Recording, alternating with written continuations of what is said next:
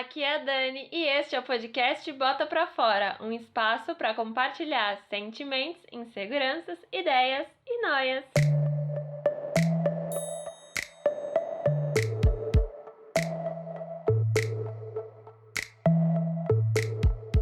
Se você já parou algum dia de frente pro espelho e começou a analisar tudo que você poderia mudar para se sentir mais bonita ou até mais atraente, eu queria te dizer que você não tá sozinha. Eu também.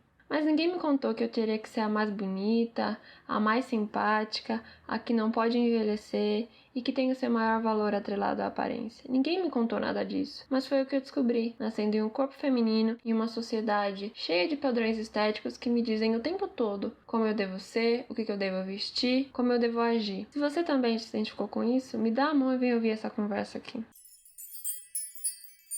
Sejam bem-vindas e bem-vindos a mais um episódio do podcast. E hoje eu tô aqui para botar para fora um assunto sério. Por isso eu convidei a pesquisadora Joana Novaes para uma conversa sobre a pressão estética sofrida por corpos femininos no mundo online e offline. Seja bem-vinda, Joana. Por favor, se apresente para nossa audiência. Agradeço o convite, é sempre um prazer falar para um número, limitado de pessoas. Para quem não conhece, eu sou psicanalista, sou coordenadora do Núcleo de Doenças da Beleza da PUC-Rio, centro de pesquisa e também de atendimento de pessoas com transtornos alimentares e, enfim, disforcias corporais. E sou também professora da Universidade Veiga de Almeida, de um programa de pós-graduação chamado Psicanálise, Saúde e Sociedade. Para começar essa nossa conversa, eu queria que você explicasse um pouquinho pra gente o que é essa pressão estética, sofrida principalmente por corpos femininos, porque hoje em dia tem muita gente falando sobre isso, mas às vezes a gente não sabe direito entender o que é. Então eu queria que você explicasse. Bom, então vamos lá. Eu acho que a gente está tratando aqui de um fenômeno, como eu digo, costumo dizer, inclusive para os alunos, que ele não está restrito, à academia, ele é assunto e pauta de mesa, todos nós, ou seja, somos testemunhas do que eu vou falar um pouquinho aqui nesse podcast, e nada mais é do que um fenômeno social chamado moralização da beleza, e que diz respeito, em última análise, a todas as avaliações morais depreciativas que a gente faz em relação a nós mesmos e em relação aos outros, quando a gente identifica algum tipo de desvio estético. Isso, por sua vez, está fundamentado, está ancorado em dois grandes eixos, se a gente puder descrever de uma maneira mais didática, e também incitando aqui o pensamento crítico das pessoas entenderem que as coisas não acontecem à toa. Se a gente tem hoje a chamada criminalização da gordura, tem também uma grande intolerância, um imaginário muito severo em relação ao envelhecimento, isso não se dá à toa. Se dá basicamente, como eu disse anteriormente, por dois grandes eixos aí que resultaram na chamada culto ao corpo na sociedade de consumo. Um desses eixos, portanto, é histórico, e que nos faz compreender que o corpo feminino está historicamente associado, à beleza, assim também como é associado à maternidade, ao universo doméstico. Com isso, estou querendo dizer que é uma marca incontestável, do patriarcado. A mulher sempre foi vítima, e teve no seu algoz e na aparência, e no corpo um capital muito valioso, uma moeda de troca,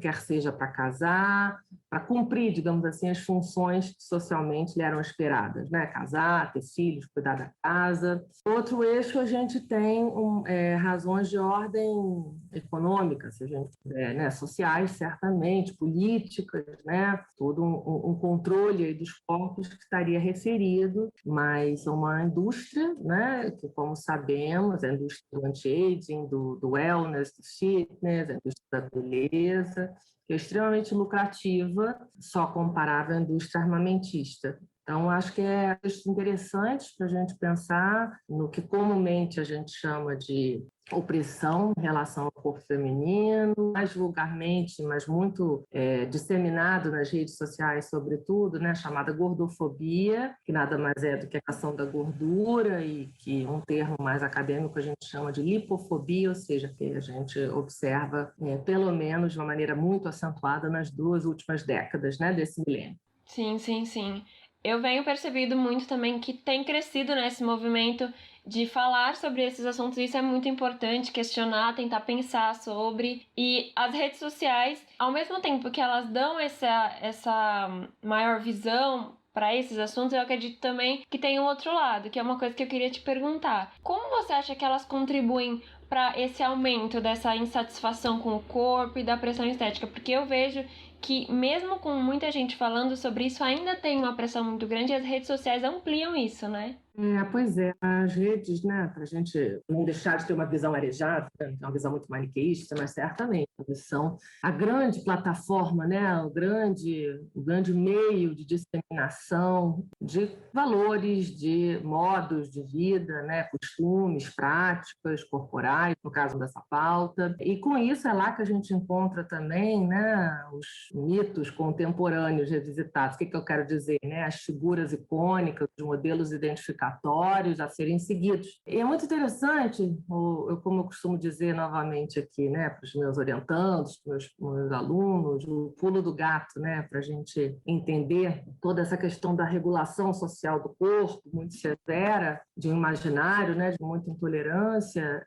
Não é a gente pensar num modelo estético, né, ou nos ditames atuais, na medida que isso, historicamente, você tem outros modelos, outros ideais de corpo, digamos assim. Mas, sobretudo, não deixar, né, de lembrar, ter sempre de pano de fundo a ideia de que o corpo é sempre um corpo de classe, né? E, sobretudo, o ideal ele não é para ser alcançado por todos, né? Mas em nome desses imperativos, né? Ou em nome do que a gente entende que seja o corpo como um foco privilegiado de investimentos, que passa então a ser determinante, inclusive, do caráter do sujeito, que as pessoas lançam mão, né, de inúmeras práticas, inclusive banalizando os riscos. E nas redes sociais, para não fugir muito à sua pergunta, você tem um ambiente facilitador, né, um espaço por excelência onde as pessoas divulgam essas práticas. Elas são ampla e restritamente disseminadas. Porque esse saber não está mais, né? Ele não tem, quem detém esse saber do que são as práticas de bem viver, como eu devo me exercitar, como eu devo me alimentar, ou seja, né, um projeto moral de corpo, um projeto moral de vida, deixou, né, de ser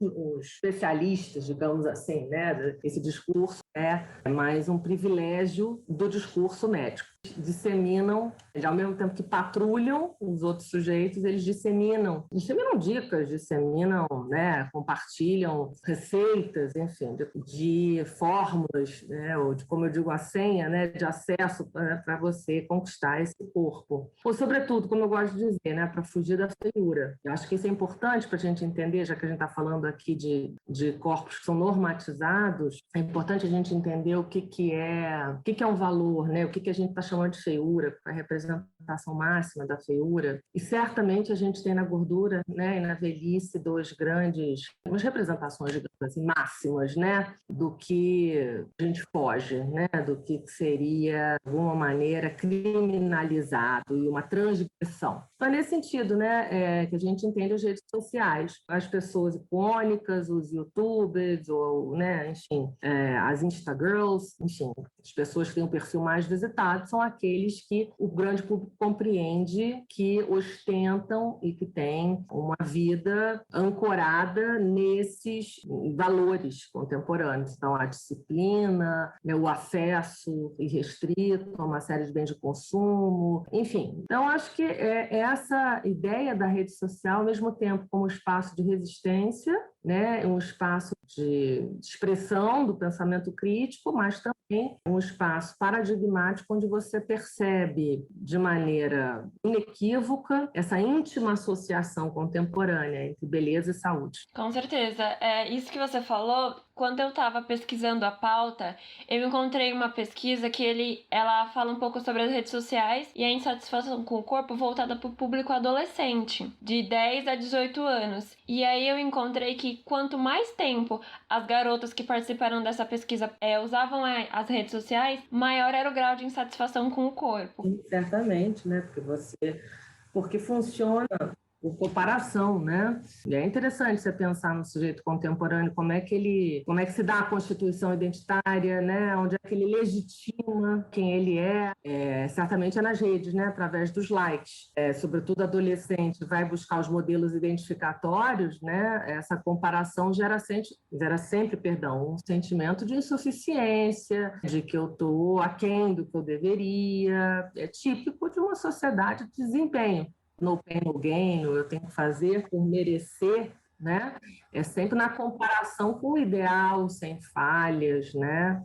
Isso, nesse grupo específico, tem efeitos muitas vezes nefastos, né? Emocionalmente, enfim. Uhum. Sim, nessa pesquisa também falou que 46% dessas adolescentes, elas internalizavam como se o corpo magro fosse o ideal padrão de beleza que elas tinham que alcançar. Então foi um outro dado também, né, que você vê desde de pequena, a pessoa ali com 10 anos já tem isso na cabeça, ela cresce com isso, e se ela não estiver dentro desse padrão, ela pode desenvolver, né, várias doenças, até problemas psicológicos, né? Ah, sim, você vai, né, introjetando, desenvolvendo uma imagem corporal muito adoecida, né, de uma relação muito pouco generosa consigo mesma, né, sobretudo numa cultura que te diz que você não tem que conviver com defeito, né, você vai lá e muda através de alguma intervenção, então cria também todo o imaginário de que a perfeição é possível, né, basta você querer e se organizar através de intervenções estéticas, então isso cria nas pessoas, né, vai criando uma ideia distorcida de que existe um sujeito sem falhas. Isso gera um tipo de sofrimento agudo em massa,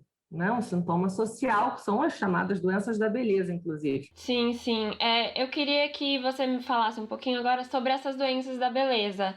Eu vi um pouquinho sobre dismorfobia corporal. Eu queria que você me falasse um pouco sobre isso. É uma percepção distorcida, são sujeitos que possuem uma percepção distorcida do próprio corpo, da própria imagem. Em alguns casos, né, dependendo da gravidade do caso, do quadro clínico, né, uma percepção delirante, mas o importante a ser ratificado aqui, né, para o grande público, é a ideia de que as redes sociais, assim como toda a indústria cultural, ela fomenta esse tipo, né, de distorção na medida que você vai criando parâmetros, né, dentro do que a gente entende que sejam os ditames atuais de beleza, cada vez mais adoecidos também. O que eu estou querendo dizer é que cada vez você precisa ser mais magro para ser considerado magro, inclusive através do discurso médico, né, que é um discurso importante de aferição do que é normal, do que é patológico, do que é doença, do que é saúde, e cada vez menos gordo para ser considerado como um desviante, como alguém doente também, como, né, um criminoso. Isso é claro que isso vai gerar isso através de inúmeras imagens e mensagens subliminares, massivamente, né, sendo apresentado para o sujeito. Isso opera de tal forma a contribuir fortemente, né, para que haja uma distorção, sobretudo uma relação de pouco apreço e muito menos valia, né, uma relação de rejeição ao próprio corpo. Então, é importante a gente entender de que maneira que esses discursos na cultura, eles forjam, eles agudizam manifestações esparsas, individuais, e, na verdade, o que a gente está falando aqui é de um problema de saúde pública, de, né, um sintoma social. Então, quando a questão vira, né, um problema de saúde pública, passa, né, do microcosmo dos nossos consultórios para um problema social, a gente tem que começar a se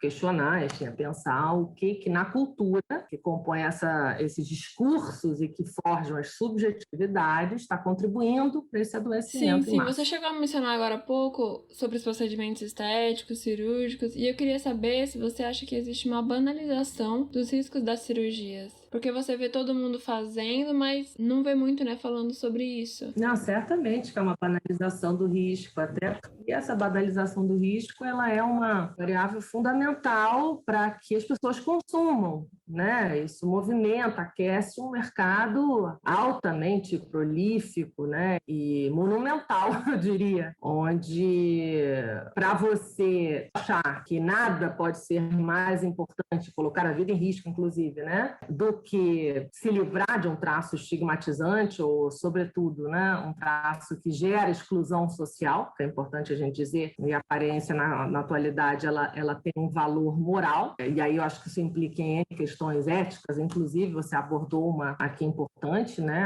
A banalização dos riscos, até que ponto, né, vale a pena, até que ponto criminosas não são essas intervenções, ou pelo menos a forma como elas são divulgadas, de maneira a fazer que o sujeito que não consegue, por qualquer razão, uma possibilidade financeira, uma questão mesmo de saúde que o impeça, né, se sinta devedor.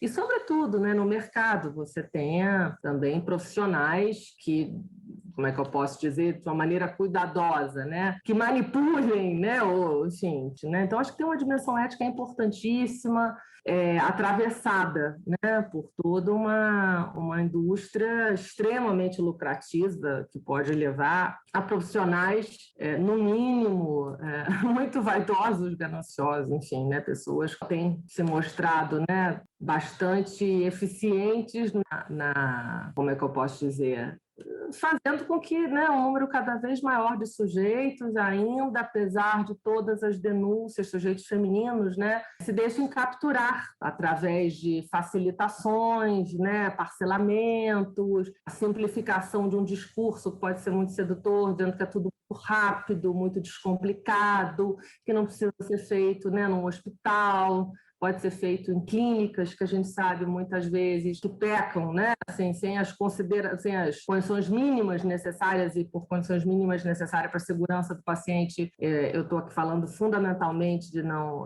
da falta, né, de uma UTI, caso aconteça alguma complicação, né, que a gente sabe, né, senão, que pode acontecer, senão a gente não noticiaria, essas mortes, né?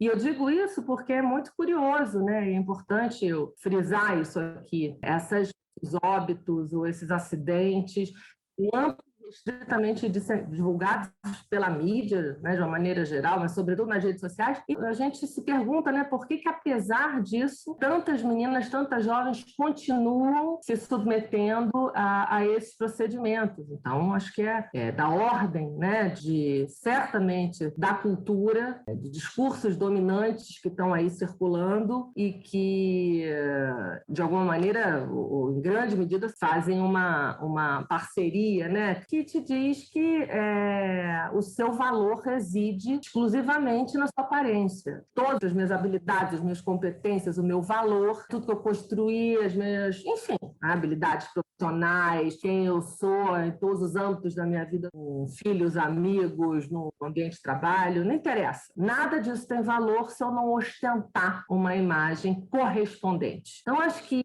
isso, né, essa síntese nos dá a dimensão do quão dramático é para o sujeito contemporâneo não circular pelo campo, né? E o que eu estou entendendo de campo? Nos diversos âmbitos da sua vida, no âmbito do trabalho, das relações amorosas, da vida, da sociabilidade, de uma maneira geral. E como é que esse é um fator de exclusão socialmente validada, né? É em nome disso que as pessoas se colocam em risco, sobretudo as pessoas jovens, né? Sim, sim, sim. Uma coisa que eu descobri quando eu estava pesquisando essa pauta foi que é proibido que médicos divulguem antes e depois de procedimentos cirúrgicos na internet. Tem uma norma do Conselho Federal de Medicina que diz que é expressamente proibido que seja divulgado fotos. E muitos Instagrams, se você abrir, tem várias postagens que mostram o corpo da mulher antes e o corpo da mulher depois do procedimento cirúrgico. Então daí você já vê a ética do profissional, né? Se um negócio é proibido de ser feito e ele tá fazendo, já dá pra tirar um pouco sobre como é esse profissional, né? Na verdade, a Publi abarca isso, né? Além da propaganda e do profissional, uma parceria, né? Ela está, certamente, né, ostentando aquilo que ela entende que é um capital valioso, a fim de ganhar uma série de benesses, né? E como é que o usuário, assim, o seguidor, né, a pessoa que frequenta aquela página, vai modificar essa mensagem? Porque a motivação é muito clara, é uma troca, né? É uma troca. Eu ajudo,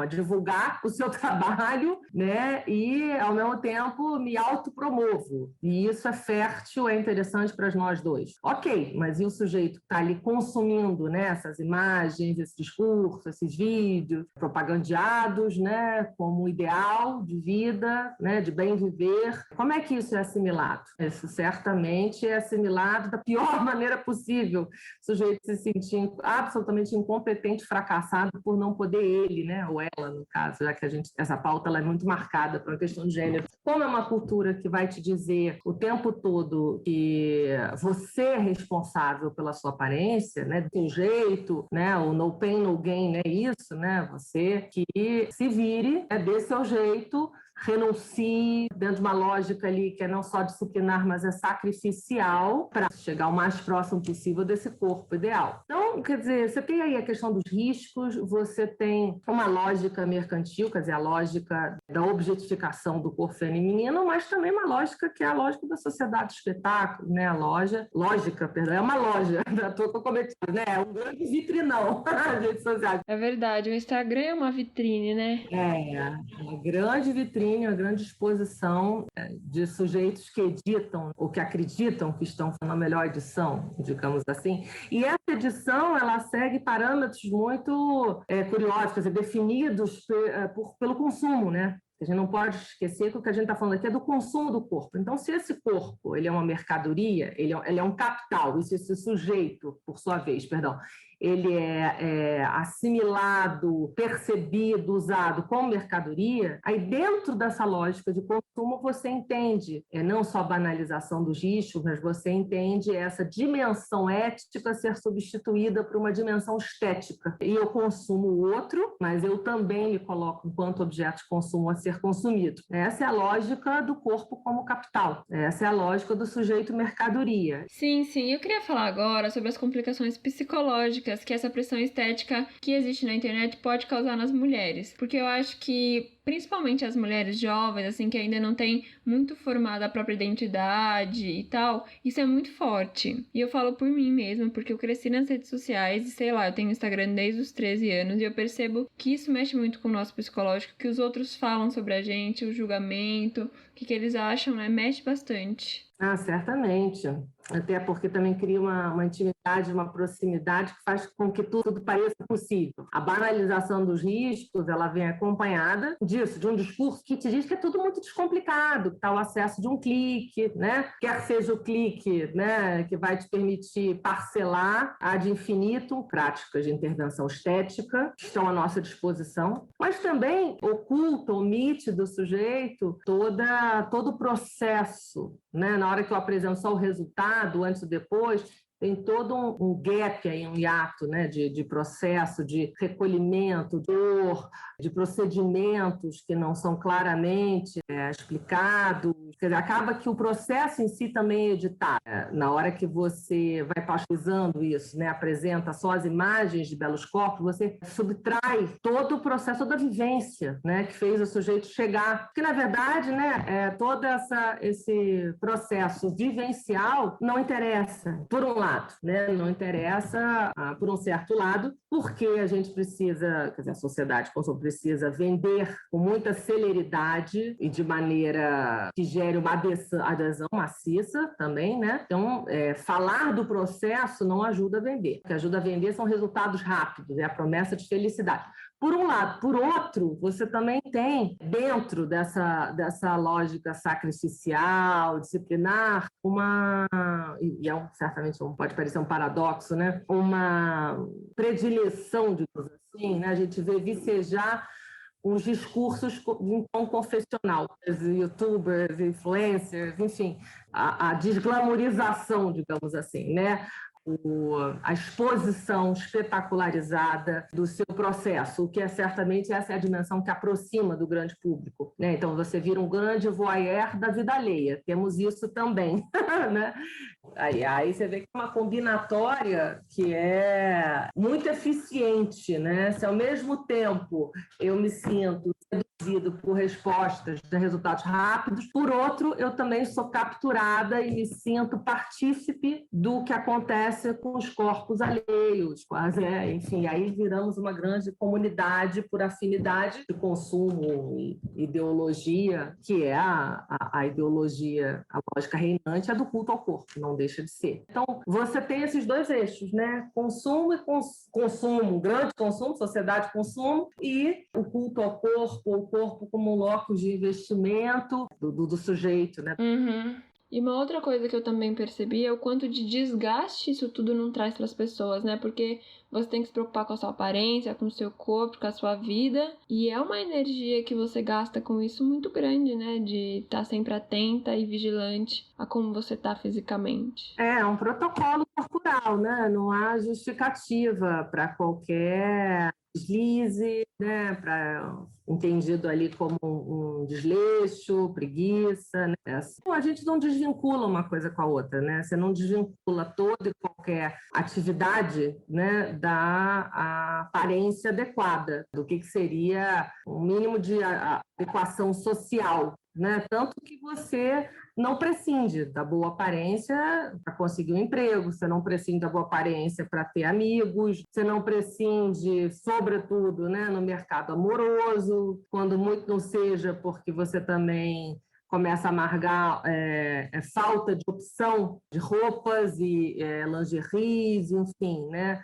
Todo o mercado, a indústria da moda, que está afirmando, né, sem cessar, que não só esse corpo, né, ele não é investido pela indústria da moda. É claro que isso tem mudado, tem uma indústria hoje, né, todo um setor desse universo, né, fashion, aí, voltado, né, para a moda plus size, mas proporcionalmente eu não acho que seja ainda tão significativo a ponto das pessoas que estão acima do peso deixarem de reclamar com a falta de opções, né? Então, assim, a sexualidade é vista com escárnio, o sujeito ele é visto como um transgressor, e como um transgressor, como um criminoso, ele deve ser punido. Então, isso que é importante para a gente entender, é desgastante, porque o sujeito não sente um imaginário que seja acolhedor, e sim um imaginário de extrema severidade e intolerância, né? Que vai te dizer, te responder da seguinte forma: você está assim porque você quer, porque apesar de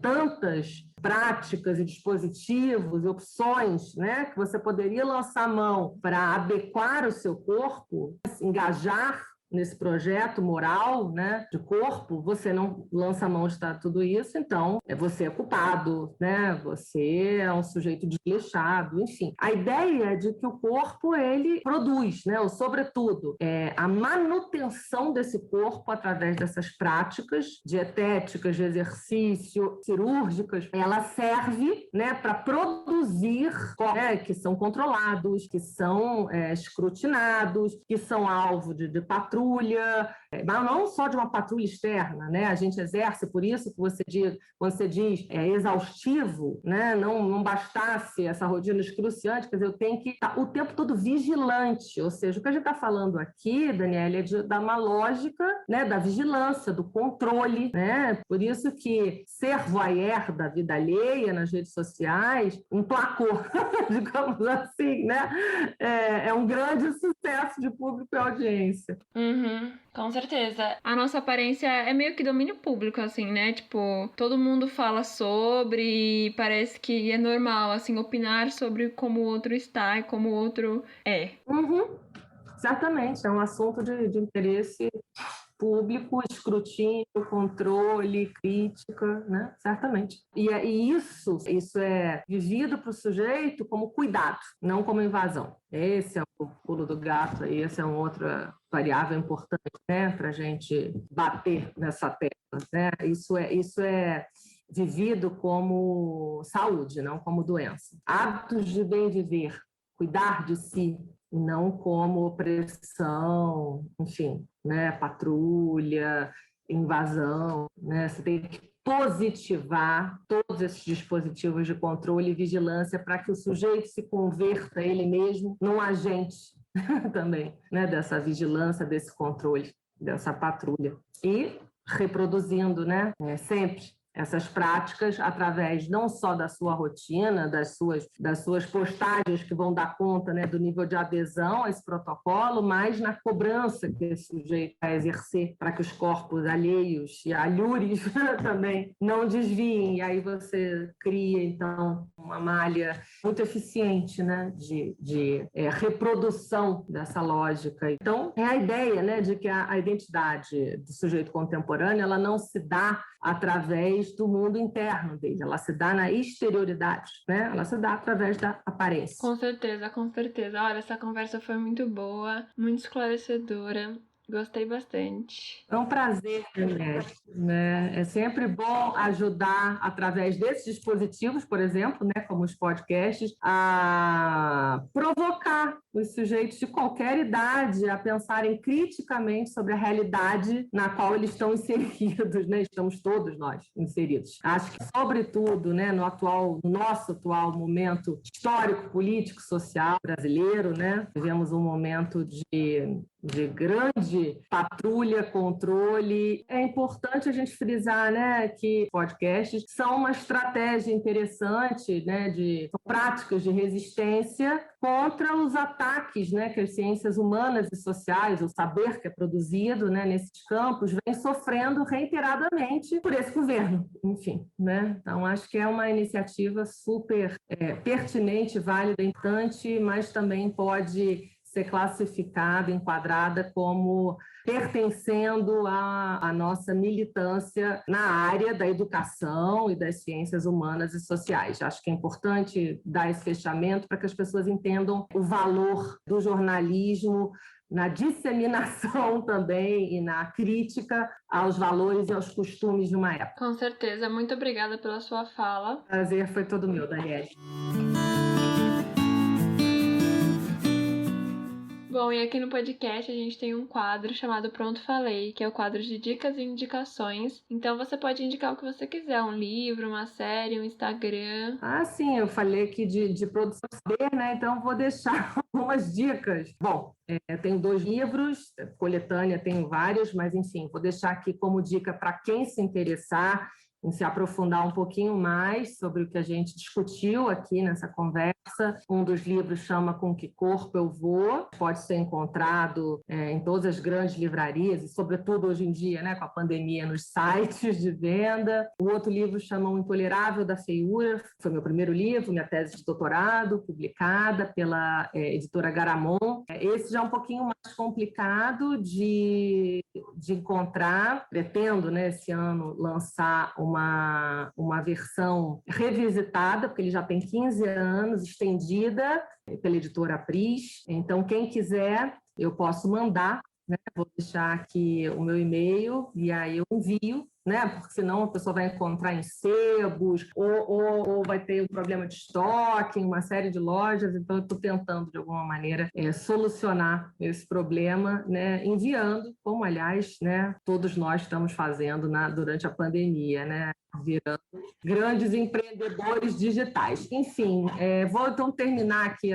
essas dicas, digamos assim, e-mail para quem quiser então ter acesso o joanavenovaes@gmail.com, e aí eu posso mandar o arquivo do e-book. Com isso, dá para a gente reforçar aqui a questão da militância, do ativismo, né?